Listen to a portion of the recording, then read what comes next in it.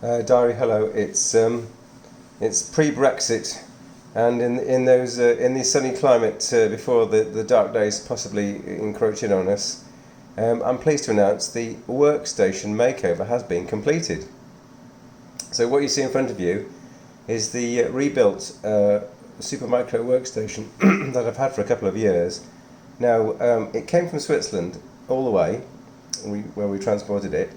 And it's been sitting here for about 2 years now, and it has behaved rather well, but we wanted to get a slightly smaller case, and so, bearing in mind the Supermicro motherboard has an E80X, extended ATX, ginormous motherboard, finding a suitable case was quite difficult. But what you see in front of you is the Lian O11 dynamic case, not to be confused with the regular O11 case, which is made out of aluminium. The dynamic case is really just made out of steel with a few glass front and glass side,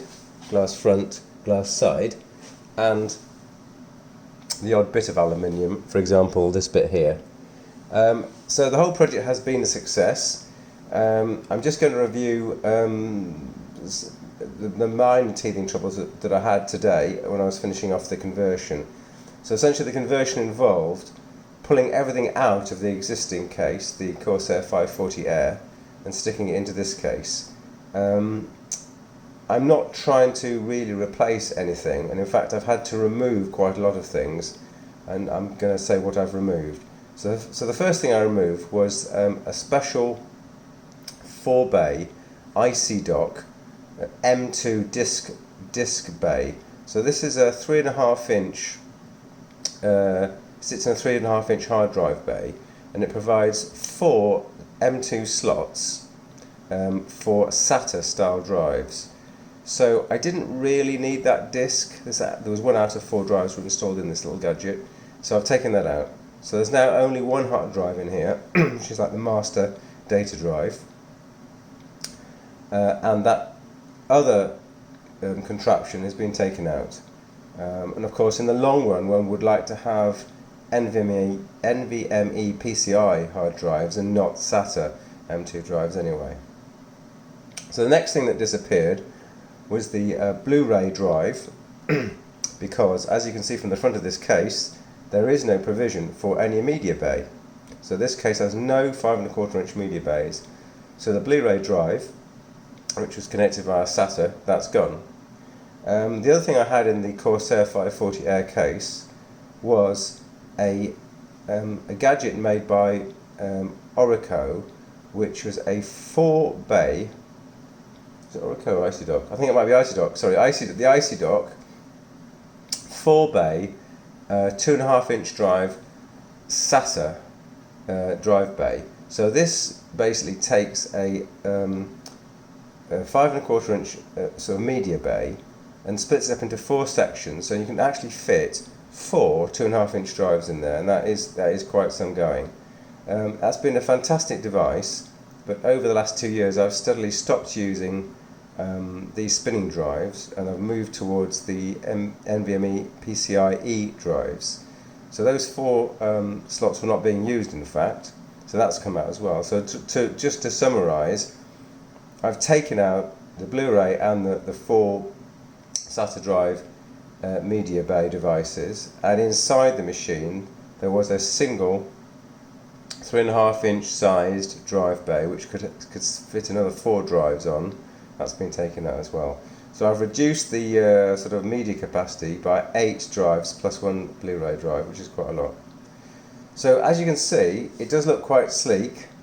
There was one other wrinkle, which is that, as I'm going to show you in a separate video, this workstation is controlled, its power on and its power are controlled via internet accessible switches.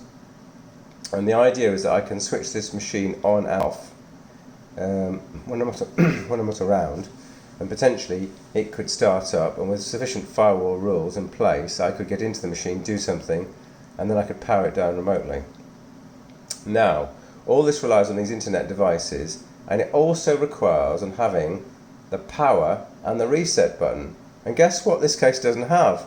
A reset button. I know, what a disaster. So what's happening now, with the cunning plan, and I'm glad there has been a cunning plan, is that this button here, which is the power button, is acting like a reset button. It's actually wired to the reset terminals of the Supermicro motherboard. And the power terminals are not wired to any button on the case, so just to repeat, to start this workstation you need to momentarily short or press the power button, but there isn't a power button connected to the motherboard. So this machine cannot be started by pressing a button, it can only be started from an app. So I suppose that's quite a secure thing in a way. If someone was to steal the whole computer, they wouldn't even be able to turn it on unless they had to open up the computer and try and do something with it. So it's security by obfuscation, I think it is that's the right word for it. And yeah, so it's all built. So there we are, it's up and running. The cooler is sitting in the top here. Dual CPUs have got a cooler across the top.